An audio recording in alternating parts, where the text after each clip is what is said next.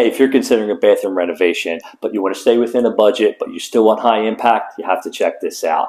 First thing we did in this bathroom was remove the small vanity and added an 80-inch vanity with a quartz countertop and drawers down both sides for plenty of storage. The second thing we did was we got rid of the soffit light and mirror, and we added a 60 by 45 LED mirror for plenty of light. To add additional storage, we put in a linen cabinet and an over-the-john cabinet. We splurged by adding a skirted toilet and a bidet toilet seat. The biggest thing we did was we removed an awkward wall and a tub, and we replaced it with this rock and resin curbless shower pan and this heavy glass shower door.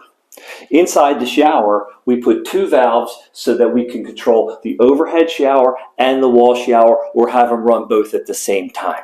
For a high impact, we use a 12 by 24 porcelain tile on the wall for its high shine and its durability. We wrapped it all up with this maintenance-free, organic-looking wood floor to give it a great contrast against all the white fixtures. If you like everything you see here, just go to our product page for more details. Now, the big question is, what was your favorite feature in this bathroom?